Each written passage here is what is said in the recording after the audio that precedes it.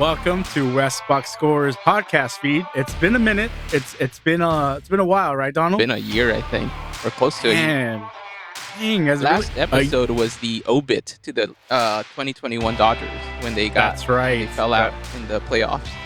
When the Atlanta Braves were stealing signs, or I think no, they weren't stealing signs. They're not the Astros, man. The Atlanta Braves beat the Dodgers fair and square. Very true. We conceded that title to them last year, but this year might be a different story. Yep. We'll get into that on a future episode of West Box Score.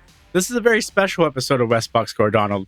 This is what we've been wanting to do for a while, what we've talked about in production meetings, those long meetings. That's why it's been a year. Yeah. We've been having long production meetings of how to revamp West Box Score here. But no, we've talked about, sports is fun and all, but there's also great sports TV shows and movies that we also enjoy that we should kind of talk about. And I think we're going to get started today with Cobra Kai, season 5, man. Yeah, man. We've been fans of Cobra Kai, right? Since season 1. Yeah, right? Since the YouTube days. YouTube Red, YouTube Premium. Damn right, dude. Yeah. It was worth it when I had the Google Pixel phone and they gave you pretty much YouTube Premium for free. Yeah. Or YouTube Red for free. And there was nothing on there. There's a bunch of YouTube shorts and YouTubers I wasn't familiar with. Yeah. But then they finally came out with something called Cobra Kai. And I'm like, oh, dude, Karate Kid. And I love that movie. Let's check it out. And it was really entertaining, season 1. It was just hit all the nostalgia factors, but then developed characters and just interweaved everything to brand new. And the reason I think Cobra Kai, for me, why it's so great, it's wrestling. It's very pro wrestling storytelling, right? Exactly. What do you think? Exactly. No, I'm with you on that. I'm a huge fan of the Karate Kid series. I think when it came out, I had just been born, but obviously in the 90s, it was a staple on TV. It would play a lot on TV, and obviously it was a big enough franchise that they came out with another 2, Karate Kid 2, Karate Kid 3, and then there was a different spin-offs and everything. But yeah, man, when Cobra Kai was announced, and I saw that it was basically bringing back everybody from the first Karate Kid movie. I was like, wow, this is crazy, because we're living in this era of reboots, and everyone's coming back with shows like Fuller House, just a reboot, or not a reboot, a continuation of Full House and all that. So I was kind of curious as to what this would play out, and honestly, to your point, it really did a good job with the writing. Was very nostalgic. I think it treated the original material too with so much love and care. They didn't over the top do it with all these crazy callbacks, but they definitely pushed an original story forward, while also just kind of bringing hinting in here little things that were in the backdrop of things that we would remember from the Karate Kid franchise. So it was really good. I really loved season 1. Oh man, they gave us plenty of callbacks. They gave us plenty of callbacks and backstory as to why things were why things happened, or the other side of the story for different angles. The whole restaurant scene. I think it was with the spaghetti, and it was a different view from Johnny's side. Oh my god, that's so great. Just layers upon layers of storytelling, which is great. And one of my favorite things is going back to why I think it's pro wrestling. It's you get those heel turns and face turns. Yes. And there's a lot of that. Yeah. There's a lot of that. And it's very, as a viewer, it's very telegraphed, just like pro wrestling. And you see it coming. It's kind of obvious. But when it does happen, you're still oh, I can't believe it happened. Yeah. It's so pro wrestling, and it's so much fun. And it's very entertaining to watch, and it's amazing to see how big the audience is for Cobra Kai. Yeah. Right? You see people are talking about it. It's trending on Twitter. Yeah. And it's well, are these people also watching wrestling? You would imagine it translates over. I would right? think so. Yeah. I mean, I don't see why not. I feel it's martial arts. I could see, and it's Karate Kid. It's a big franchise. I don't know who doesn't love that movie. You know what I mean? Are the UFC bros even watching it? Yeah, I would think they would be. I think if you're an 80s baby, or you love the 80s, for sure. Not even if you're an 80s baby, but how people there's people who love 80s everything. I'll bump into people like that. They're they love. It's almost like they wish they were a teenager at that time, but they're not. They're our age. But it's kind of one of those things where it's they really appreciate it. And I think that was something that I think speaks to how the show was done now. And I think I feel everything that's written is very wrestling like. The stories and everything, just even the dialogue, it's like it almost feels like they're cutting promos, Yeah. because it's like, how do you piss off this one character that's gonna turn or whatever, or what would cause this character to turn and all that. Or there's no room for discussion. Like they right away got to start fighting as soon as they see Yeah, somebody. exactly. Yeah, there was a lot of that in season 1, and yeah, man. But it's crazy to see it be 5 seasons in, man. I kind of was like, man, this is crazy. Like, I'm literally looking forward to it. And like you said, it has a huge fan base. I noticed that there's like Hmm. YouTube channels dedicated to it that like do Hmm. all this stuff about like every little thing about it. Like, there's like these YouTube and there's also Reddit channels that are dedicated to the show. And yeah, it definitely has a huge audience and a huge fan base. And there's people who are just like literally like this is what they live for, and they have social handles dedicated to it. So that's how you know it's huge, man. Yeah, and it's been entertaining from season 1, season 2, season 3, season 4. Like there hasn't been a bad season, I don't think, right? Like No. most shows hit like, oh, season 2 wasn't as good as season 1, or Yeah. season 3 wasn't as good as 1 and 2. Yeah, I would say there's like I mean, if anything, there's like a couple of dips, but I think that that's what you need to do in order to kind of, get the highs to be high, is that you have to create Hmm. some lows. But like, it's never been like, I honestly feel like you could watch it from 1 to 5 now, and you're gonna be like looking forward to season 6. I mean, other than that, like I think, I know we're gonna get into season 5, but I feel like Right. there's a lot that has progressed in season 5 from the previous Hmm. seasons that I feel like took it up a notch. Like when I finished it, I was like, "Whoa, this like show just went on a whole new level," and that's Oh how I wow. saw it. I saw it a little bit differently, and we'll get into that a little bit later as we break down every episode. But um, see, there's been 50 episodes of this series now, right? Yeah, And I honestly don't think, to counterpoint you, there hasn't been a bad episode. Like after every episode, like there's like I'm trying to think of throwaway episodes, yeah. and I'm sure there has been one or two, but out of the 50, that's a pretty good winning No, percentage right yeah, no, there. I wouldn't say there's a throwaway at all. Like I think everything you got to watch it in order to understand what's going to happen in the next one. But I think for me, it's more like the character development. I think in Hmm. this season, I feel like season 5, I think elevated Daniel to a whole new level that I didn't see in season 4, for example. Mm. Like season 1, I loved him. Season 2, he was pretty cool. Like it kind of continued off season 1. Season 3, I think like I felt like, okay, I hope he's not stuck on this gear. Season 4 felt like, okay, he looks like he's stuck on a gear.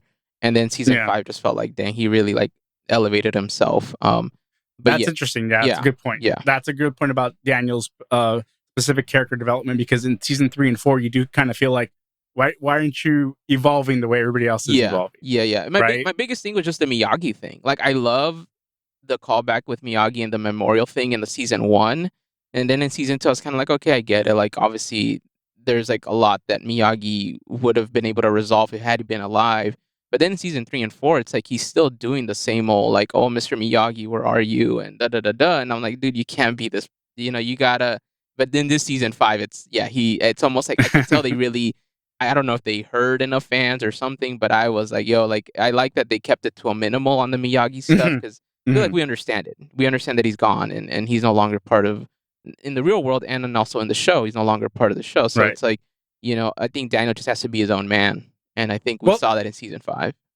that's probably my favorite thing about this series. What it's done is bring back the original actors into the series, Yeah, right? Like yeah, that's kind of like every season we're kind of getting a new character brought back, right? yeah. Like it's season at the end of season 1 is that where they brought in John Kreese, right? It Yeah, wasn't until the end of season 1 going into season 2, it's like, my God, this is a huge villain, and they're bringing him into the series. Obviously, season 1 was all about Danny versus Johnny, the original protagonist antagonist of yeah, the original yeah, Karate Kid movie. But then they started sprinkling in like the other characters that were major in the first movie, then the sequel movie, and then the trilogy movie. So they've kind yeah, of done this so yeah, well, and sprinkling in these big characters throughout the series from those 3 movies.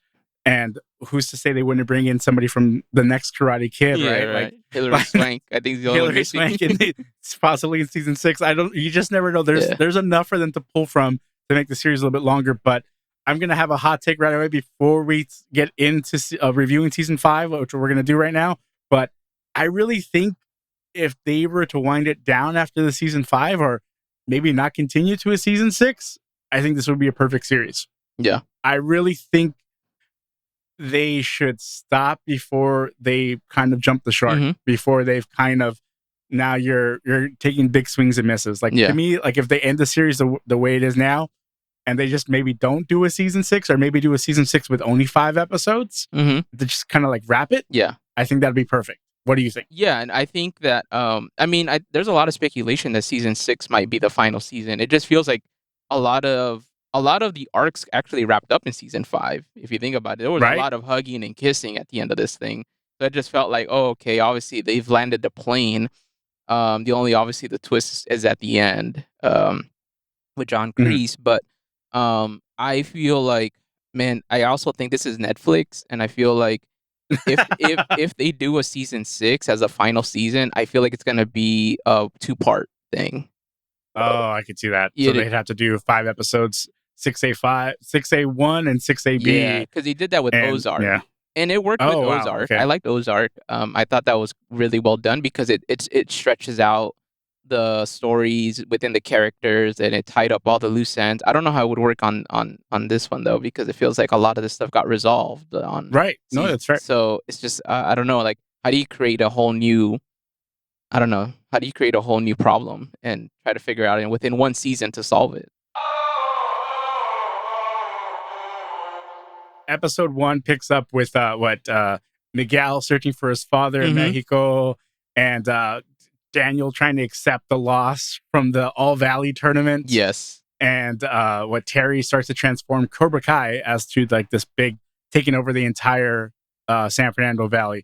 What did you think of episode 1 and how that one played out? Oh man, I liked it. I thought that Daniel kind of doing this whole.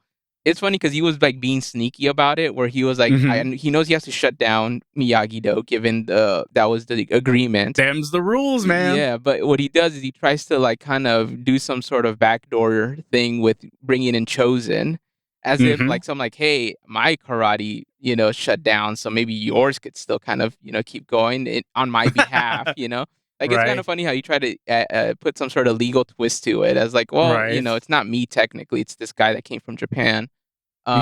But yeah, it was just kind of funny how that was happening, while also simultaneously Johnny going to find Miguel in Mexico, which was a funny little thing to start the. I think that whole thing was like, obviously it was a comedic thing to do, but I think that it kind of balanced out the whole drama that Daniel was feeling.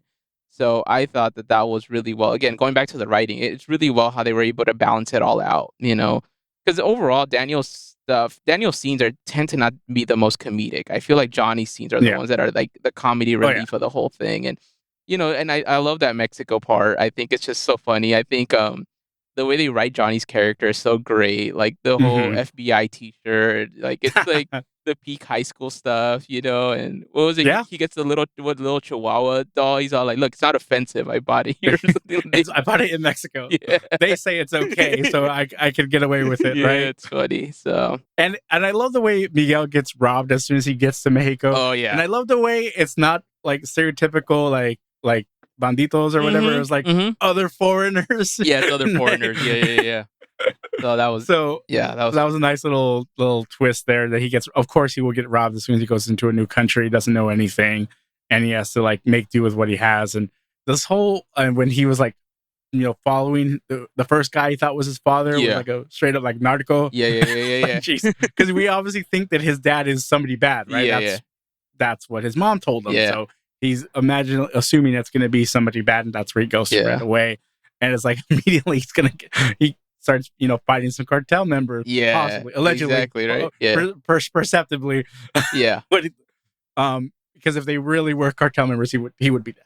Yeah, no, exactly. So that was the only thing that I felt like. Right. Yeah. Yes. I was always trying to when I saw that scene, I kind of felt like, I wonder how they're gonna play this out, because exactly. You technically don't just shove one of them and think it's all good and they're gonna just be like forgiving. No, like, and it's funny because he does go into like a fight scene or something, and then I just like, wait, so they just gonna let him walk out, like whatever. Like, yeah, this is TV 14. If this was TVMA, it'd be a whole nother story. Yeah, okay, but there'd be gun violence. Yeah, exactly. So yeah, that's what I'm saying with the writing. Sometimes I'm like a little head scratching with that. I was like, oh, I don't know, but I get it. Like, obviously he was given the wrong address because For sure. the guy lied to him, the guy that stole from him.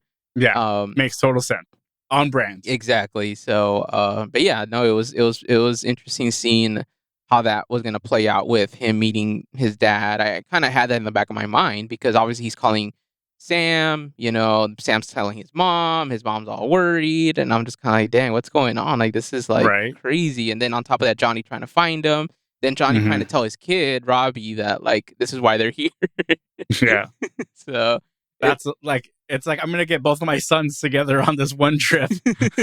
Exactly. Like, okay, good on you for that. Good luck. Yeah. And then finally, Miguel finds his real father. Yeah. And he has his own family already going, but saves that kid from getting run over. Yeah. And you can see that father is just a total like absentee dad.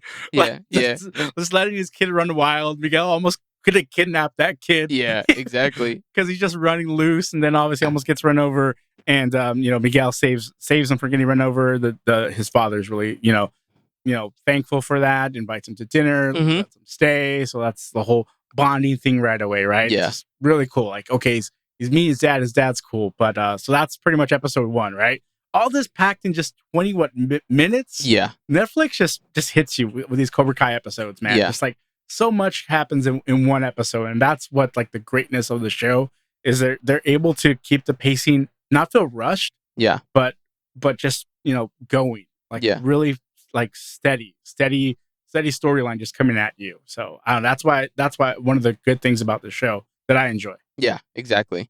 Yeah. So what episode 2? What happens in episode 2? Well, in episode 2 is when Daniel and Chosen kind of plan to figure out how to infiltrate Terry Silver's Cobra Kai, and right? he has Chosen go in as a I don't know, I can't remember if he has him go in or if Chosen went on his own behalf. Like basically he fakes that he's a sensei with a different name and everything. And like that's happening, and then on the other side it continues off the Mexico trip, and Miguel seen with his dad, and kind of like to your point with the whole wrestling storyline, it's like the dad looks like such a face to start because he's very happy and all that, right? But then you kind of see the heel turn happen when his dad invites Miguel over to go to was it El Hoyo Verde or something like that? Like, yeah, that's it's like and it turns out to be like a MMA like underground dive bars type of thing. Yeah, where there's like all these UFC fighters, unregulated MMA fights. Yeah, right? Exactly. So there's like a cage fighting and all that. So and of course he's the promoter of it, right? Exactly. Like he's made all this money, or this is where he kind of makes his money. So this feels like a laundering, which obviously is playing into the whole like it's a laundering type of thing, because this is more legal than selling drugs or something, right? So yeah, it's pretty funny because you honest living, man. Can a guy make an honest living anymore? Exactly. And then promoting unsanctioned MMA fights. Right? Dig, dude. And there's like all this, like, obviously there's all this gambling that happens because it's part of the sport and everything. And then of course we see Johnny and Robbie show up because they were tipped off by by Miguel's mom that they were going to be there. And of course they're like wearing their FBI t-shirts. Yeah, that was great. So it's kind of funny because they buy these t-shirts, and this is kind of like what they were going to be planted in the story later on. And the fact of the matter is that it's an FBI t-shirt, but it says female body inspector. So it's not. It's a high school humor. Yeah, of course. Exactly. That's so on brand with them. So of course when they show up, Miguel's dad's like kind of his guys think these are real FBI. Yeah, guys. they think they're real FBI. They're here. The feds are here for you, and they're like, and then he starts to panic and all that. So it's kind of interesting to see that, like, because of that, that's what starts the panic, and this is where Miguel starts to see who his dad really is. Which I think is interesting how that was written in, that this was supposed to be a comedy thing with the FBI shirts, but it turns into like a huge reveal for Miguel in a very dramatic way. So it definitely has like great twists and turns in that regard. But yeah, basically Miguel sees who his dad really is. His dad tries to run away at was it like a grocery store, some sort of convenience store that's like, that's like hidden, and kind of like his little hideout. Yeah, like a hideout, and he kind of shows his true colors, and Miguel's really taken back by that because Miguel was kind of thrown off by the fact that when they met him, when he saved the little kid, that he was a completely different he's person. Like in that bar, in that scene where he thinks he's being chased, or the FBI's here to get him, he kind of accuses Miguel of being a plant. Right? Yeah, he wants to see his phone, and that scares Miguel. It's a scene like, oh, this guy is really not good. Yeah. Like, this guy's untrustworthy. Untrustworthy. This guy really is shady, as his mom was saying. Yeah. So yeah, that really put him into perspective. And then, going to that hideout, and then of course of course it plays out perfectly as soon as he leaves him outside, there's Johnny with Robbie, like, we came here to save you in your most in your very most time of need, when you finally realize who your dad was. It's like, of course, yes. Like, that's like the total wrestling, like, babyface comeback. Like, just totally plays out the way a story is to progress it. So yeah, that kind of pretty much ends that Mexico arc, and then goes on to the next thing of episode 3 is like what after Chosen is like kind of figured out by Terry Silver, that whole thing is that infiltrating is all done. So what do they do next? They try to get somebody else's help. Who else knows Terry Silver, Donald? Who else would know how much of a creep Terry Silver is? Who would know, Donald? Who would know? That's the very own bad boy of karate. Yes. In Karate Kid 3, Mike Barnes. Mike fucking Barnes. Yeah, dude. So that was a surprise to me, because they didn't reveal that was going to happen. So this was like the first. I read too much on the internet. You read a lot of it. I didn't. I got spoiled on that. But I was surprised by that. But it goes to show you how they like kind of just dropped that right there for all the fans to be like, yep, we got Mike Barnes to come on. So Mike Barnes is like tends to be because what had happened is Daniel and so like you said, Chosen gets called out. Like they find, like, Terry Silver finds out he's chosen, which I thought was really great for Terry Silver's character, like how they build him up to be this kind of all-knowing guy. Like, you couldn't deceive him, he's the deceptor. He could not be deceived. So he finds out that Chosen is chosen and not who he said he was. And now, obviously, Daniel knows that his plan got thwarted. So they try to figure out how they can be a step ahead on Terry Silver. So, like you said, like, who does Terry Silver know? And that was Mike Barnes. So they try to figure out where Mike Barnes is, which is kind of funny to think what his character became, which was that he's a furniture store owner. So it's kind of funny how they reveal it, though, right? Because it's not like right away, right? He comes in as, like, was a BMW, and he opens the trunk, and there's like he's got all these tools, like power tools. So you're thinking, like, and of course, like, Daniel's thinking, like, oh my gosh, he's like a guy that, like, dismembers people or something, because these are all tools that you use to, like, cut things, like a saw and everything. And cut bones with that. Yeah. Or you can cut wood. Yeah. And then he's on the phone, and it's just alluding to all these things that sound very criminal. Shady business dealings. And then so Daniel gets out of the car, follows him, and he's still on the phone with a client, and he's telling the person that, that guy flew in from Japan. I can't believe you did this, or whatever. And then Daniel thinks he's talking about him, and then they're already, like, plotting against him right away, which kind of plays into Daniel's whole his, like, paranoia thing that he has throughout the whole season. And then he takes the phone and tells a person that you don't want to do business, and it's a female, and it turns out to be like just a normal client for his furniture store, and then it's revealed that he owns a furniture store, and that's why he has the power tools. Yeah, and he's a total good guy now. Yeah. He's like, they sit down in the furniture store, hash things out, catch up, and then as they're, like, wrapping up their friendly conversation of catching up, they're like playfully like, oh, you still got it, you can still do karate moves, and Chosen comes flying out of nowhere to just kick Mike Barnes. Oh, like, yeah. So which is so hilarious, because of course it's the typical pro wrestling, like, I confused this steel chair for you were gonna hit me with it. No, exactly. It's like the typical, like, tag team miscommunication. And so of course they start, they battle for a while, Mike Barnes and Chosen. Yeah. They find Daniel finally smartens him up as to what's going on. And Chosen's like, oh, I'm sorry, but you're gonna have to call an ambulance for the other guys outside. You beat up everybody else outside. So on the way in. Yeah. So it's just so funny, like a very action movie, like getting in there, fighting everybody, and shoot first, ask questions later. and just so hilarious and comedic timing on all this stuff. And then they finally hash it out. And I love that Chosen sits on one of his pieces of furniture and loves it so much. Yeah. He ends up, Mike Barnes says, yeah, it goes for like $1,500, but for you, it's $2,000. Yeah, exactly. Chosen loves it so much he actually buys it. Yeah. Those guys he just beat up are helping him put it on his car. Yeah, exactly.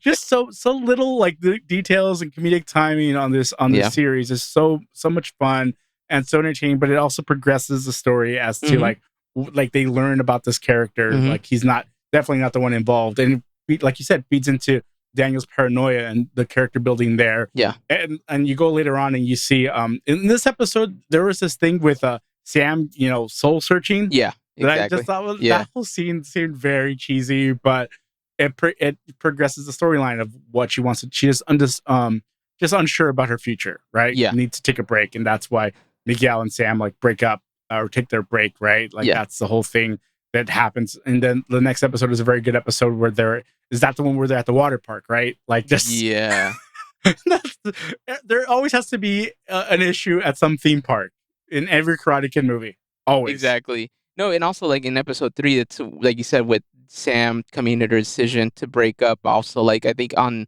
Miguel's side, he's with his friends, and then they're trying to convince him to buy jewelry for her.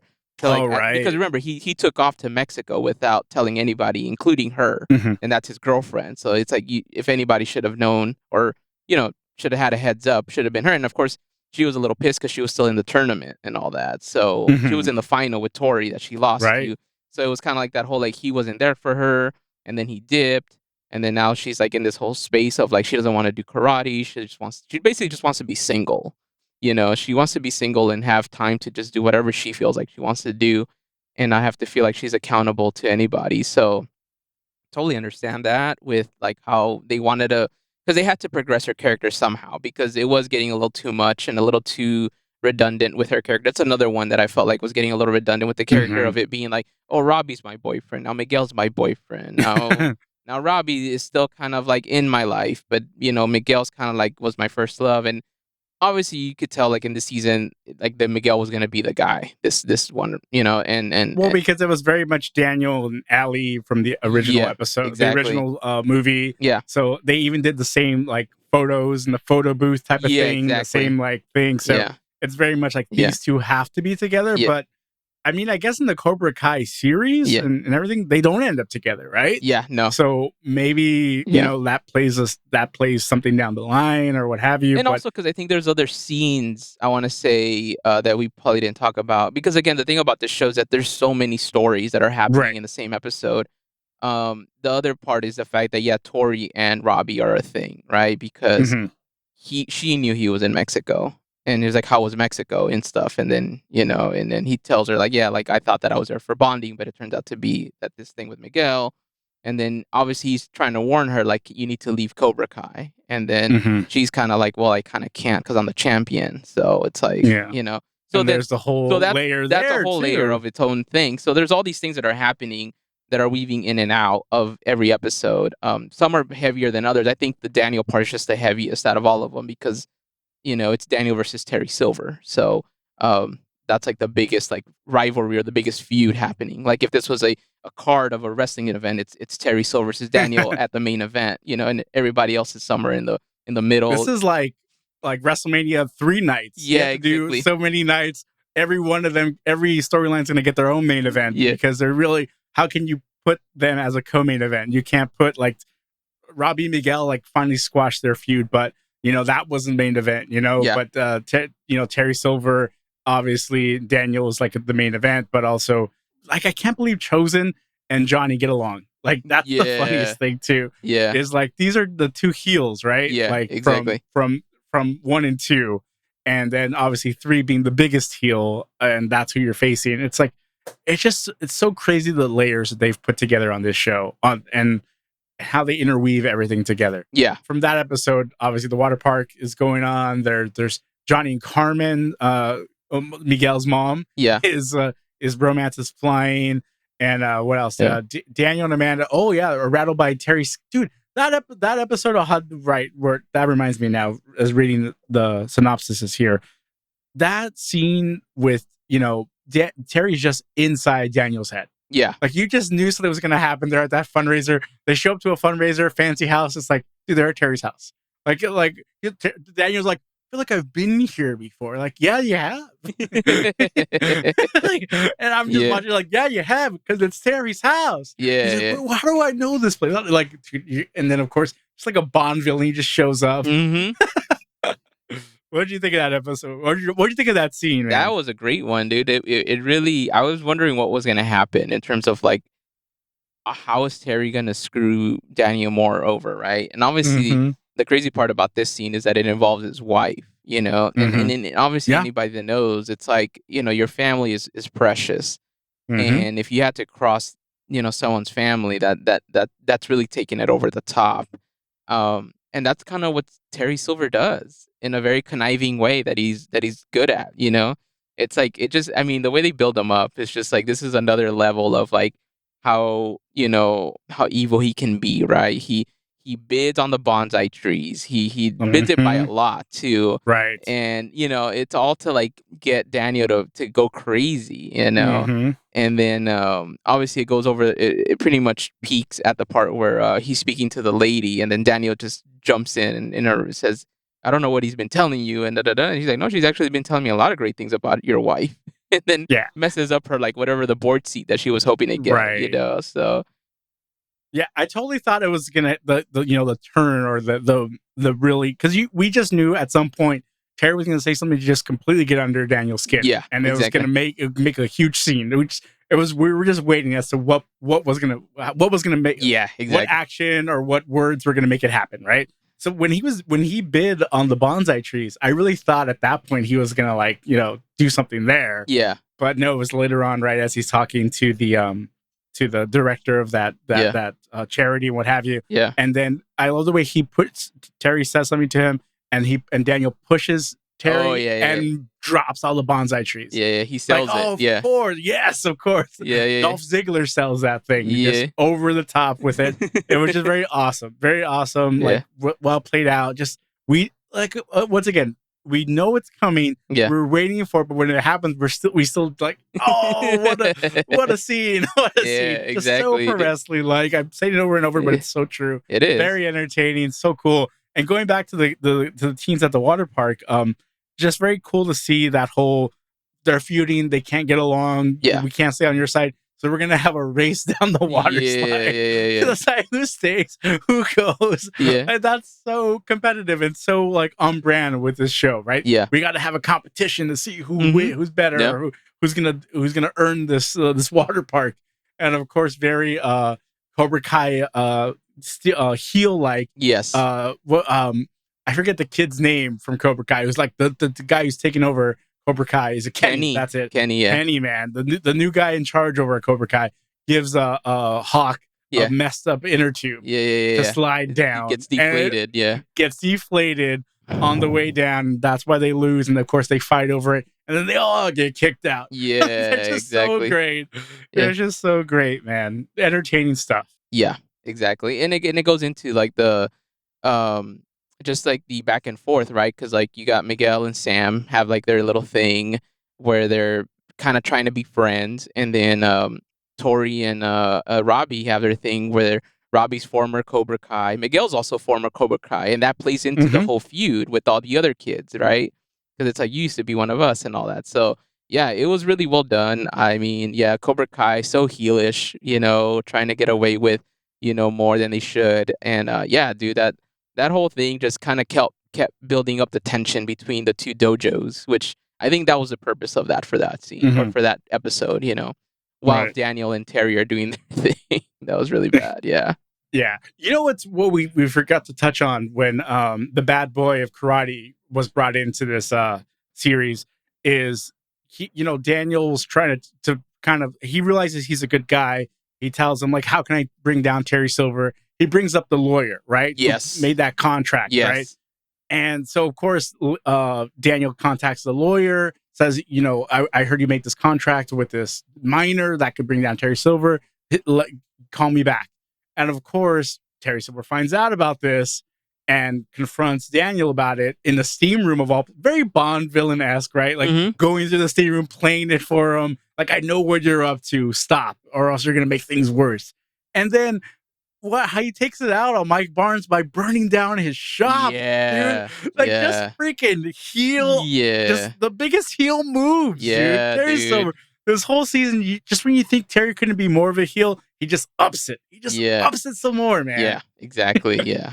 That's very true, dude. Yeah, he's very evil, so they really played it up really well. So perfect. And of course, after so now going back to where we are in the season, after the whole fiasco at the charity event, Amanda takes off. Yeah, right. Takes the kids back to Ohio.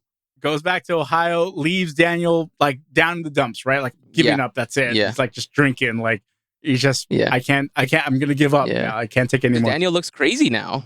Like he looks like he can't get over this. Right. And I love it in Ohio, we get another layer to this whole saga. Who's Amanda's cousin, which is? We get Robin Lively showing up, and she comes back as Jessica. If you remember Jessica, she was the love interest of Daniel in Karate Kid 3. She wasn't the love interest. See, that's where we think she's a love interest, but they're friends. They never really, like, they hang out, they have dinner, but they're really not necessarily a love interest. They would just get along. Yeah. I must have read that wrong, but I kind of felt like, because you're right. We think they're love interest, but no, they're kind of not. Which is, I remember watching the series with my wife, and she's like, I like this character better in season 3 because she's not like all the other, like those other two. She's like an independent person, like an independent female character. And it's because they're not portrayed like a love interest and I have to protect her. She's like her own thing, and she gets into fights with the Cobra Kai as well. Yeah, so, exactly. Like that whole thing. So, and she's like, just like attacked by them and just like the way Daniel was. So it's more of like a friendship, like a female friendship role. Yeah, platonic. So yes, that's platonic as possible as another combatant in just dealing with the Cobra Kai nonsense. And so she, smartens Amanda up as to like how bad Terry Silver really is. Yeah, and who Mike Barnes was back then, and like she basically gave a lot of the backstory and caught up Amanda. So that was really huge because I think I've always tried to figure it out. Like I know that they got to figure out like, hey, how do we get these characters to understand why this is such an important thing? And Amanda just wasn't 100% getting it. That Daniel was looking psychotic, yes. But right, for sure. Another part of it was just that she wasn't really understanding the depth of it all. And I think it was cool to see Jessica come in and kind of shine light to that, She doesn't know his childhood trauma. Yeah, exactly. So she's like, oh my gosh, I did not know that. Now all of a sudden she feels a little bit bad about it. And I just love that it connects everything, right? Yeah. So like she goes back to Ohio and tells her cousin Amanda, like, oh, you're in LA. My friend Daniel's from LA. He could show you around the city. And of course, they end up getting married down the line.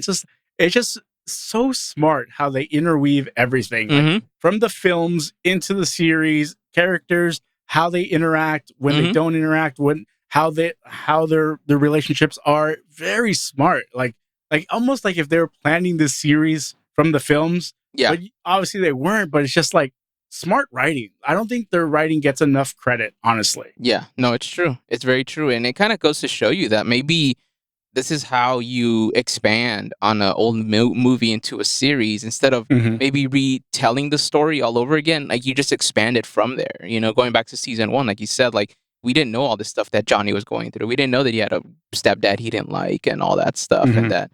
And I thought it was really great of how they just wrote that in, and it makes sense. You just think like, oh wow, that's so true. It's so human, and it continues on into this season. And I thought that was really great how they brought Jessica's character in for that, because I thought that was, I didn't realize that was going to happen too. That was another surprise. I didn't realize that one surprised me. That one surprised me. That one was really cool. Oh shit, okay. So that was really cool. Yeah, and it's just very smart.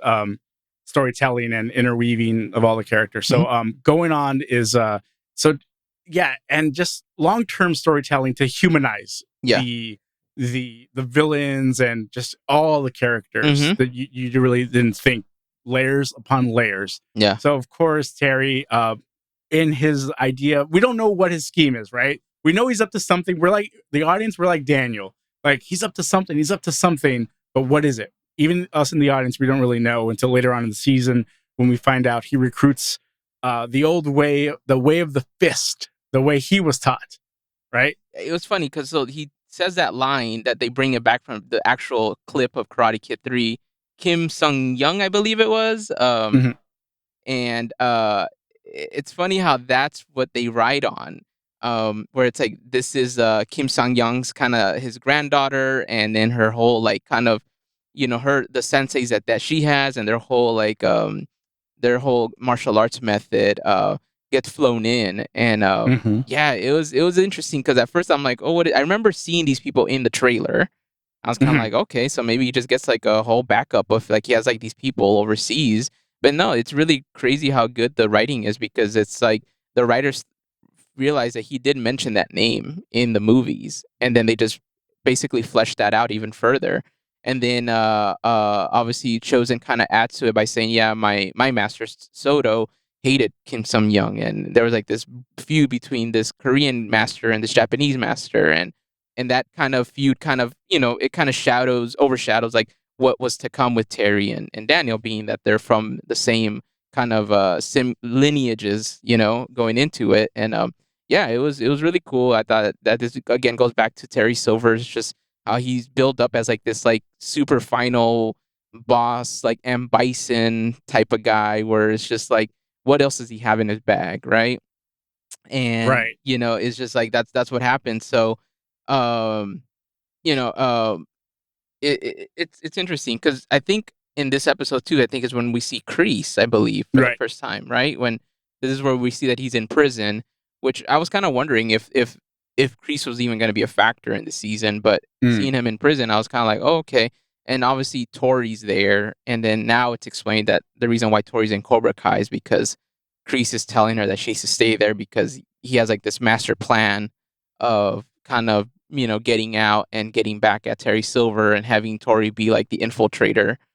Clearing his name also, Yeah, and to like, clear his and that way he name. could get out and take down Terry Silver. So that was interesting because obviously now this introduces Reese's character and what's going to happen with him. So it was really well done. I think again this was one of those episodes that just keeps building Terry Silver's up a little bit more now.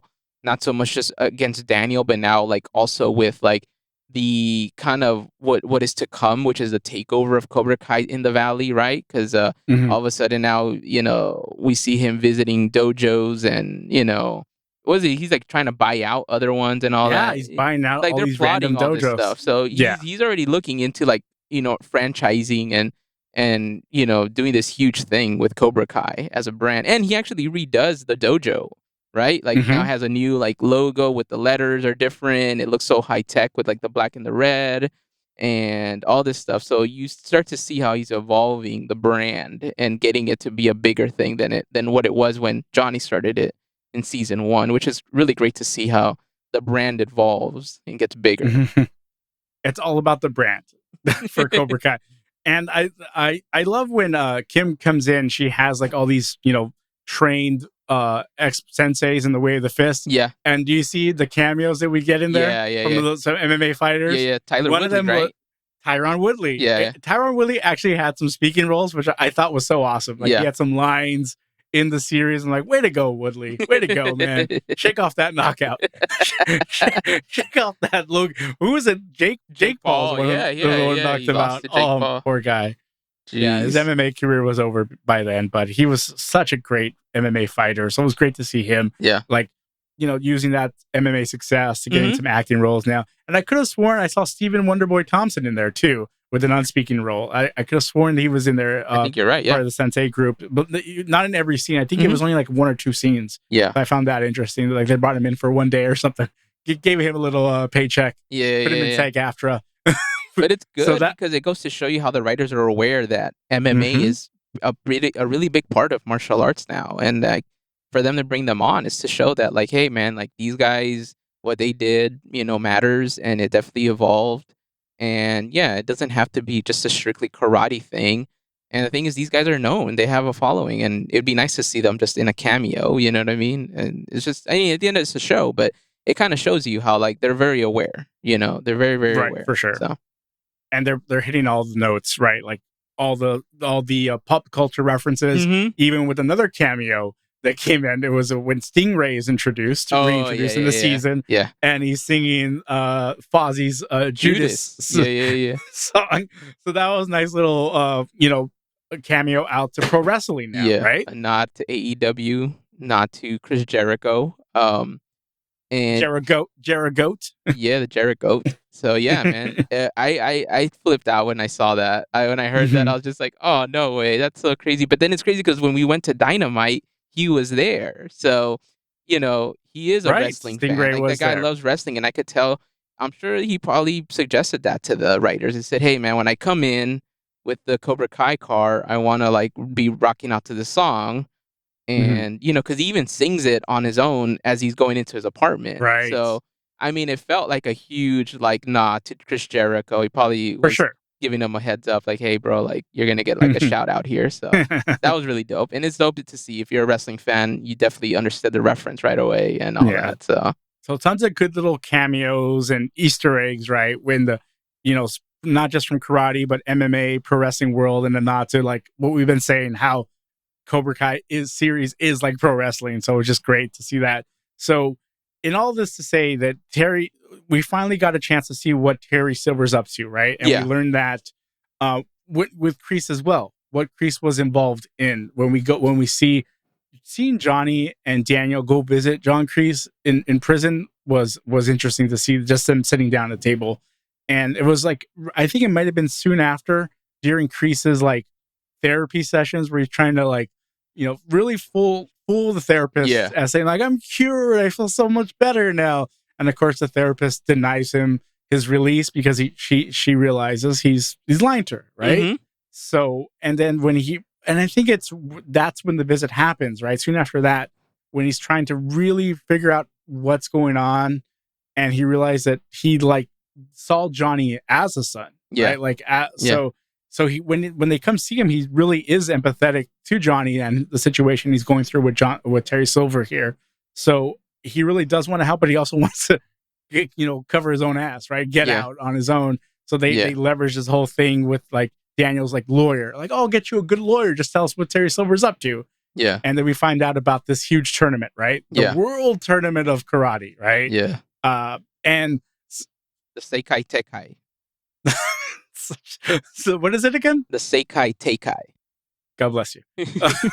Well, it just, I'm sure it actually does mean something, but it's just like, it sounded so funny to me when I heard it. Yeah. But I'm sure like it actually is like actual words, right? Yeah. I'm an actual global thing. Yeah. I'm a ignorant American, doesn't have no idea what the hell that is. But yeah, so all we know is like Seikai Tekai? Yeah. Seikai Tekai. Yeah. It's so hard for me to say. Yeah. Once again, I'm ignorant. But it's like the huge, like, you go beyond the LA and the Valley, or the Valley, because San Fernando Valley is not really LA. Just ask LAFC fans. But you go from the San Fernando Valley to the entire world now. Like, this is the real, this isn't the All Valley tournament anymore. This is the Seikai Tekai. Yeah, it's the best of the world. So yes, so that's where we find out that's what Terry Silver's up to. That's why he's teaching all his Cobra Kai students the way of the fist.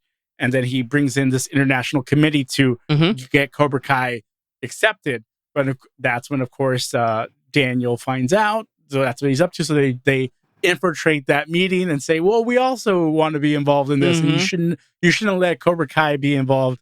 And they see both dojos. And of course, by then, this point, Chosen has really shown this Cobra Kai what is it, Miyagi-Do Eagle Fang students. The way, his way of karate. They do a drill with with eggs.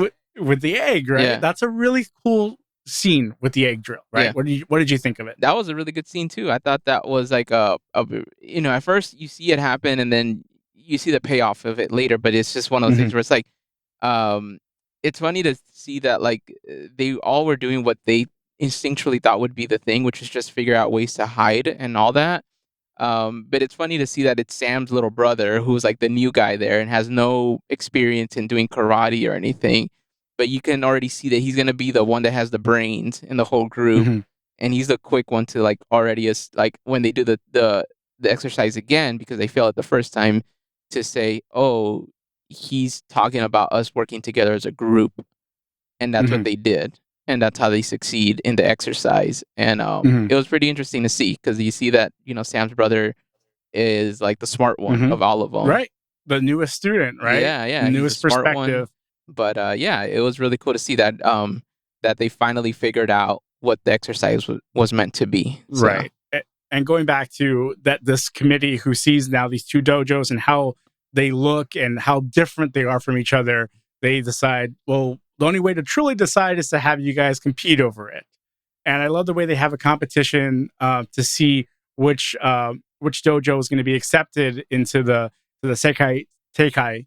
And they decide, and I love the way they keep dropping, we're going to decide which dojo, if any, Yeah. Like I love that while they're watching, actually going back to while they're reviewing the dojos, I love that the head committee member agrees with a lot of Johnny's methods when they call back to Rocky movies. Yeah. So I just think that's so cool. Like, once again, not to 80s, not to the 80s movies, and we do old school training here. Yeah. And I love the way Cobra Kai is very like state of the art training, like very the Russian, like Ivan Drago. Yeah, exactly. And Cobra Kai is very, and Miyagi-Do, Eagle Fang is very, Rocky, training in the wilderness, like roughing it type of thing. Yeah, exactly. So I love those little nods to Rocky in those scenes.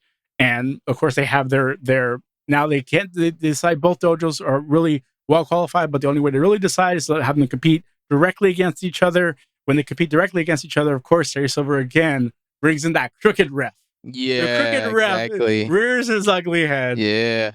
And there's another lesson to be learned there. Sam, you overcome all obstacles, right? Yeah. We know they're cheating, but you have to make it so it's undeniable.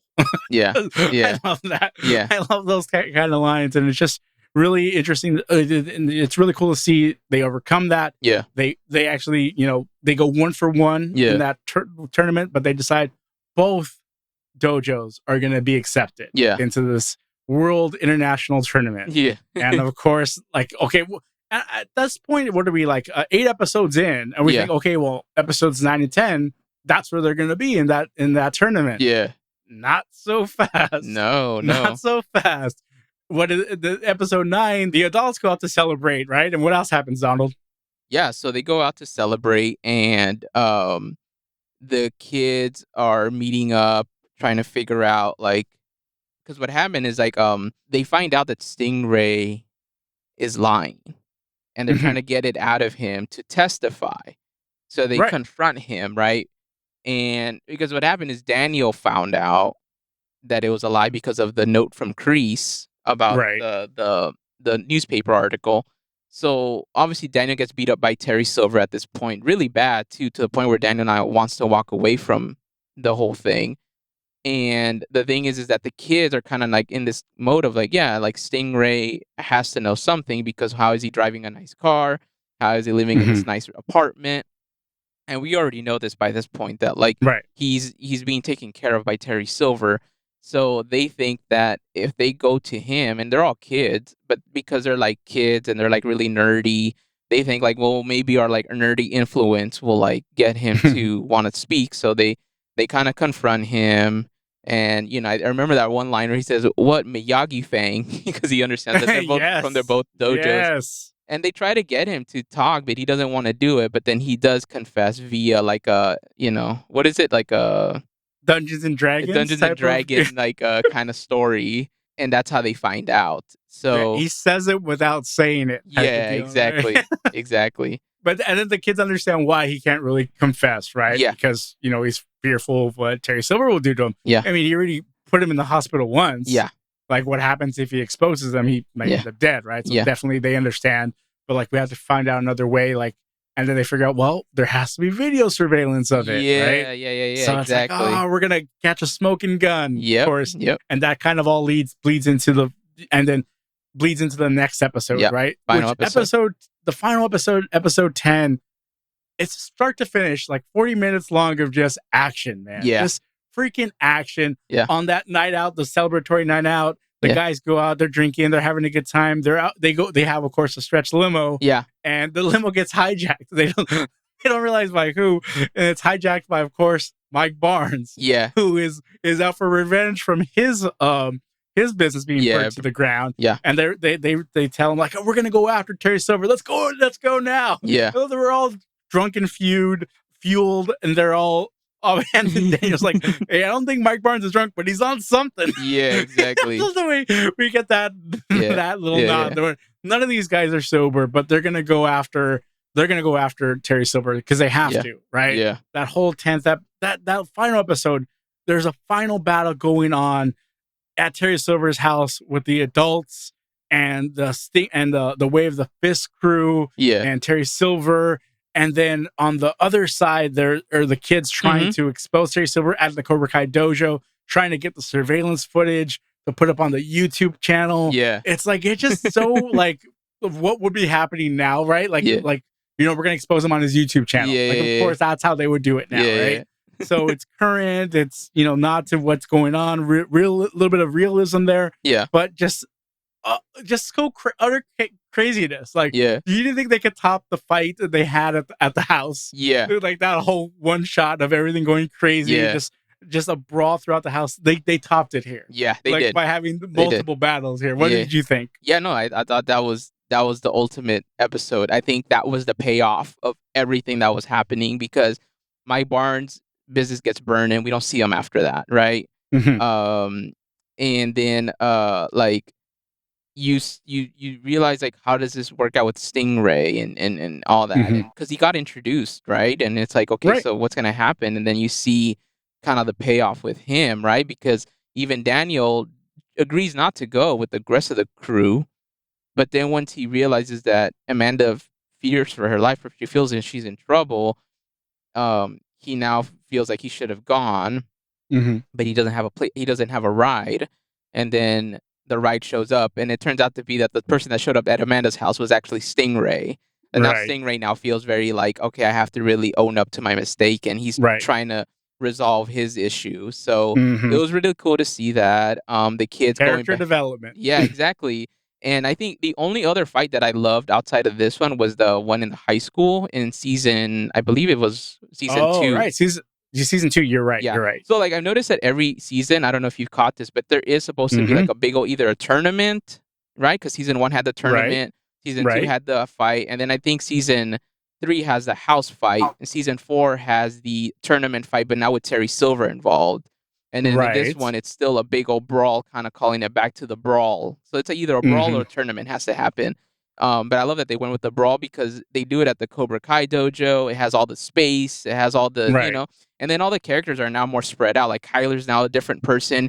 Kenny's a different person. Right. And then there's all these internal feuds that are happening. So there's like Kenny versus Robbie, Hawk, kind of coming to reconciling that he's not perfect, but he loves who he is, even though Kyler thinks he's weak, or he's trying to bully him and all that. So there's all this bullying messaging on top of that, overcoming that, and it was really cool. And then the on the other side with the adults, what is it, Johnny and Chosen and Mike breaking into Terry's house. Terry Silver has all these has Kim and all the guards there, so like they have all these other senseis that they're ready to go with. And then Johnny's like, I remember that one line he says, he's all like, come at me like I'm full of something in White Claw or something like that. That's right. He's like, I'm full of like I don't know if it's quarters, banquets, or margaritas and White Claws or something like that. I forgot what he said, but I love when he orders that White Claw. He's like, well, that sounds cool. Yeah, it sounds badass. That sounds badass, right?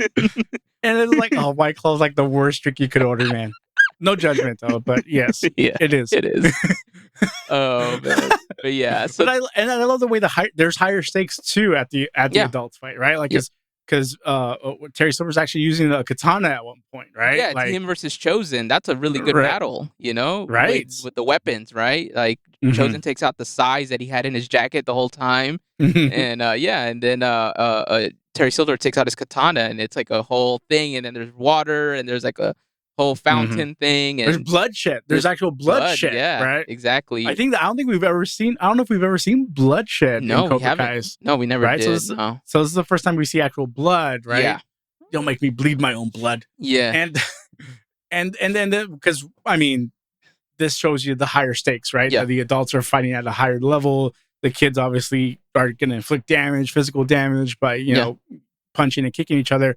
But you're right. So it just shows you the economy of both. Yeah. And just the intensity of the battles, and of course, just I love in that episode too, as their kids are downloading the file, the video, surveillance video, and how they have to upload it, and they're uploading it to YouTube, and they have to protect the tablet that's uploading it, and they use that method of protecting the egg. Yeah, exactly. Whole defensive, like it all comes full circle as to like lessons they've learned throughout the season and why it pays off in real life. Yeah, just like the way martial arts, you train and it pays off in real life. So I love these messages, right, that are always being sent out on Cobra Kai series, man. And lo and behold, what happens? They expose Terry Silver for what he did to not the Stingray incident, but the cheating in the All Valley tournament, where he paid off the ref to have Tori win the tournament, and that's what exposes Terry Silver as what he does, how bad of a villain he is, and what does it do to the rest of Cobra Kai when they see this? They all, and wait a minute, I'm forgetting what else happens. We get the main event. We get Terry Silver versus Daniel in the Cobra Kai. Yep.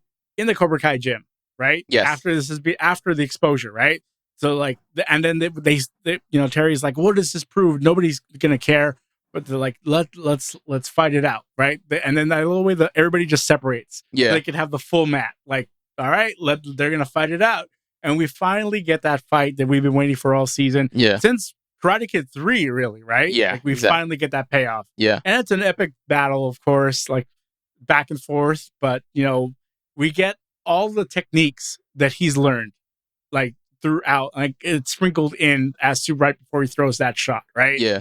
Like, and it's even some of his own methods. It's Terry Silver's methods being used against him. Yes, Quicksilver gets used against him, just the way Chosen said. To beat a serpent, you have to think like a serpent. Yeah, exactly. It's all martial arts teachings brought back full circle, man. And he gets kicked into the glass in a glass cobra. Yeah. For Cobra Kai, falls to the ground, and then as he's down, all the Cobra Kai students throw their gis down on him. All their merch, all their swag, all that brand, down with Terry Silver. Yeah. What did you think, Donald? No, it was really great how it all played out at the end. Daniel winning, using Silver's own method against him, trying to be like just more aggressive, which has always been Daniel's problem, is that he's never been aggressive, right? He's always had a passive approach, which is the approach that Mr. Miyagi taught him, but I think he's learning as he's growing, which is part of why I said I love how his character developed over time in this season, is that like he's learning to be aggressive, he's learning to understand where he needs to put his foot down and everything, which has always been the issue with him throughout the whole seasons. And I think for the most part his resources have always been there, right? He's always had money and all that to take care of things. But with Silver, it was a whole different level. Silver has way more money than this guy. So now it's no longer about who has the most monetary resources, but who can outdo each other mentally and physically. And I think this was a really good payoff. So that's why I think like going into what the next season will be, I don't know. You know what I mean? I feel like a lot of this stuff got resolved here, right? We see at the end, when the ambulance shows up, they take care of Chosen. Chosen has that big old slash on his back. Right. He feels he's fine because obviously it's supposed to be the comedic thing. And then, you see Tori and Robbie kind of, basically apologize to each other and try to, reconcile. Like they just basically reconcile that they're good now. Now she understands him, he understands her. Miguel and Sam also reconcile, and they realize like, you know what, we really do love each other, and they try to move forward. And I think the only thing we didn't touch on, which was actually a pretty big thing, was that Carmen was pregnant with Johnny's child. Right. So obviously Johnny now wants to be the man that he always wanted to be for, as a father, because he wasn't that for Robbie. So right. He gets a shot at redemption, right? Exactly. To be the father from the beginning, do it right this time. And he also gets to do that and have an entire family, because what we also didn't touch on is Miguel and Robbie hashed things out. Yes. The way Johnny tried to get them to do in Mexico, but he couldn't. And obviously, he tried to do it while they were back in LA. He couldn't do it still. So he just finally like decides, all right, you guys have all this beef, fight it out. Fight it out in the courtyard of the apartment here. Yeah, exactly. So much was resolved there at the end of season 5, right? As we were talking about Robbie, Miguel, finally get Sam and Miguel, Johnny, of course, and Daniel. But now there's season 6, right? I honestly said, like I said in the beginning, I think you could end it there and it'd be a cool series. Mm-hmm. But there are still some lingering questions that we just touched on with, Carmen being pregnant, right? Johnny getting a chance to redeem himself as a father going forward. The international tournament hasn't happened yet. Like, we could see that happen. So, but who takes over for Silver, right? Yeah. And of course, Kreese escaping prison. Yes. Like, such a Kreese way, right? Like, faking his death, like in a jailhouse fight. Yeah. And just holding his pulse, I guess stopping his pulse. Yeah. As a real like military guy would. Yeah. Right. Yeah. So it's just very interesting that there are some unanswered questions.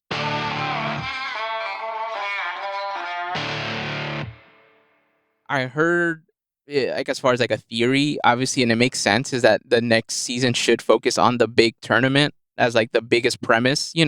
Like the kids are probably all training for this tournament to happen.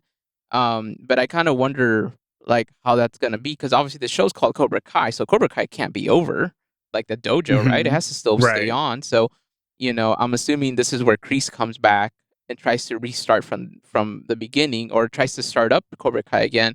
But then I kind of wonder what happens with the students that left. Like, are they still going to be there? Are they going to switch over to Daniel? I don't know. I kind of wonder what that's going to look like. And I feel like this is where the writers are going to get really creative.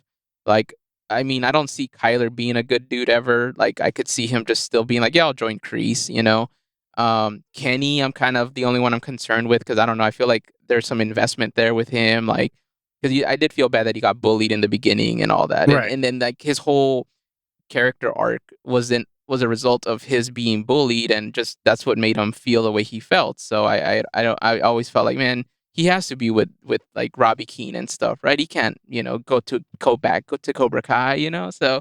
But I wonder what's in store. I feel like Kenny is this character. He's going to be kind of mirror Johnny in a way. Yeah. Where he doesn't really, because he's been bullied so harshly and he's like, he likes the fact that he can bully now. Yeah. That he is going, like, it's like his script has been flipped, right? Like, now I'm the bully. I got power. Yeah. And I don't see him realizing the error of his ways until he makes huge mistakes. Yeah. That's true. I think that's probably like the way Johnny evolved until he made some huge mistakes. So I think that's probably going to happen in season 6, where we're going to still have Kenny be a quote unquote heel until some mistake happens. As far as Cobra Kai coming back in, some of the stuff I read, which makes a lot of sense, is Kim takes over, right? Showing the way of the fist. That makes sense. But she brings in Kreese, because as you saw in those flashbacks, as a child, she was there to see the training. That's right. And she kind of had like a good relationship with Kreese. Yeah. Because even when she shows up and meets Terry Silver, that's one of the first things she asks. Yeah. Where's John Kreese? Yeah. So, that's right. So I could see that maybe keeping Cobra Kai, but they've taken such a hit to their branding. Yeah. So like how do you bring back those kids? So I'm sure there's got to be some way to bring back the kids. The writers are going to be a lot smarter than we are. Yeah, for sure. To make it come back. Yeah. But yes, I think that's very true. Like, we're going to see the training for the tournament, and very much like in every season, as you pointed out, the finale always has to end with either tournament brawl, tournament brawl, tournament. Yeah. And that's where they have to end the series, right? Yeah. Yeah, exactly. I feel like it's going to be season 6 part 1, season 6 part 2. And just really stretch it out and flesh out as much as they can for like a big old finale, like really try to like get as much out of it, just because I feel like I don't know how you create new problems and solve them within one season. I feel like you need 2 of those, or at least, and I feel like the only way it would work out if they part 1, part 2 it the way they've done with a whole bunch of other shows that Netflix has. But part 1 in 5 episodes and then 5 more episodes, right? Not 10 and 10. There's no way. No. It would have to be 5 and 5. I think at most maybe 6 and 6 if you want to do 12. But it can't be. Yeah, it can't. You're not gonna make. I don't feel like 20 episodes is needed.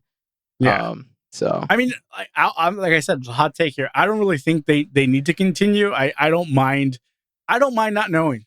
I don't mind like letting my imagination like think like I'm sure there was some world tournament, or maybe do they do a spin-off series, like a completely different series?